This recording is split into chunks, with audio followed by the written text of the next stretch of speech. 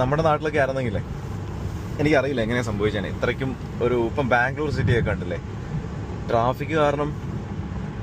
ഇപ്പോഴത്തെ എനിക്ക് current situation അറിയില്ല കേട്ടോ, കാരണം ഞാൻ ബാംഗ്ലൂരിൽ നിന്ന് ലീവ് ചെയ്തത് 2015 14 കണ്ടോ. എന്നാലും നമ്മൾ ഫ്രണ്ട്സൊക്കെ പറയുന്നത് കേൾക്കാം ബാംഗ്ലൂർ ട്രാഫിക് ഒരു രക്ഷയില്ലാന്ന്. അതൊക്കെ വെച്ച് നോക്കുമ്പോൾ ഇവിടെ ഭയങ്കര ആശ്വാസമാണ് കേട്ടോ. കാരണം നമുക്കിപ്പോൾ ഇവിടുത്തെ ട്രാഫിക് പോലും നമ്മൾ ഭയങ്കര ഹാർഡാണെന്ന് വിചാരിക്കും. അപ്പോൾ നമ്മുടെ നാട്ടിലൊക്കെ ആലോചിക്കുമ്പോൾ അല്ലേ, ഇവിടെ അറ്റ്ലീസ്റ്റ് ഒരു അഡ്വാൻറ്റേജ് എന്ന് പറഞ്ഞാൽ ആൾക്കാരെല്ലാം ഫോളോ ചെയ്യും കേട്ടോ. കുറേ നല്ല അവർ ലൈൻ ഫോളോ ചെയ്യും, ലൈൻ ചേഞ്ച് ഒക്കെ ചെയ്യും. എന്നാലും ഇപ്പം ലൈനിൻ്റെ പുറത്തോടെ ഒന്നും പോകില്ല. കാരണം ഇപ്പം നമ്മളിപ്പോൾ ഇവിടെ ഷോൾഡറൊക്കെ കാണുന്നില്ലേ, ഈ ലെഫ്റ്റ് സൈഡിൽ നല്ല ഏരിയ അല്ലേ ശരിക്കും പറഞ്ഞാൽ.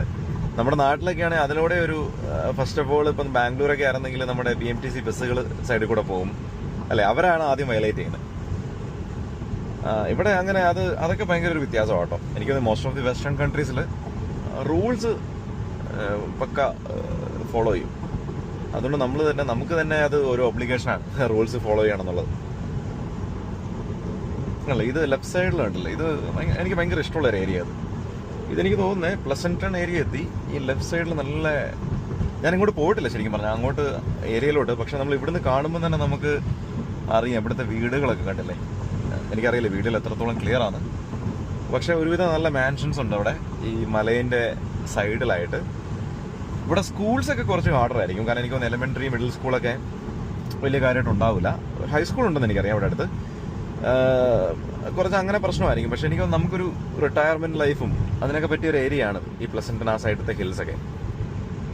ഇതിപ്പോൾ നമ്മൾ ആ മൗണ്ടൈൻ പാസ് ഒക്കെ കഴിഞ്ഞ് നമ്മൾ കുറച്ചുകൂടി എന്താണ് പറയുക, ആൾക്കാരൊക്കെ ഉള്ള ഒരു സ്ഥലത്തെത്തി, പോപ്പുലേഷനൊക്കെ ഉള്ള ഒരു ഏരിയയിൽ. കാരണം ഇത്രയും നമ്മൾ ഡ്രൈവ് ചെയ്താൽ ഫ്രീമൗണ്ട് കഴിഞ്ഞിട്ട് ഇത്രയും ഏരിയയിലും അധികം പോപ്പുലേഷനൊന്നും ഇല്ല ശരിക്കും. നല്ല എന്നാൽ നമ്മൾ സൗത്ത് ബേ എന്നൊക്കെ അല്ലേ, സിലിക്കൺ വാലി എന്നൊക്കെ അടുത്തുള്ള ഏരിയ ആയിരുന്നു ആ വാലിയൊക്കെ. പക്ഷെ എന്തുകൊണ്ടാണ് ആ വാലിയൊക്കെ ഡെവലപ്പ് ചെയ്യാത്തത് എനിക്ക് തോന്നുന്നു, ചിലപ്പോൾ ഇവർക്ക് കുറേ റൂൾസ് ഉണ്ടാവും, കുറേ റെസ്ട്രിക്ഷൻ ഉണ്ടാവേ. അതുകൊണ്ട് എനിക്ക് തോന്നുന്നു അത്രയും റെസിഡൻഷ്യൽ ഏരിയാസ് ഒന്നും പറ്റില്ലായിരിക്കും അവിടെ.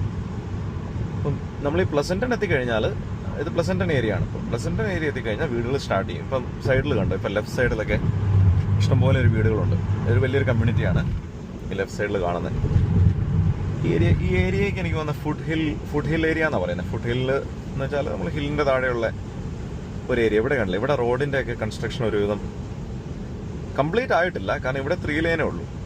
എനിക്ക് തോന്നുന്നു ഒരു ലൈനും കൂടെ ഇവർ ആഡ് ചെയ്യും ഇവിടെ ഈ ലെഫ്റ്റിലോട്ട്. പക്ഷെ എന്നാലും അവർ ആ റോഡ് കുറച്ചുകൂടെ കണ്ടില്ല. ഇവിടെ കണ്ടില്ല അപ്പാർട്ട്മെന്റ് സ്റ്റൈല് വീടുകളൊക്കെ, അപ്പാർട്ട്മെന്റ് ആണെന്നാണ് തോന്നുന്നത് കണ്ടിട്ട്.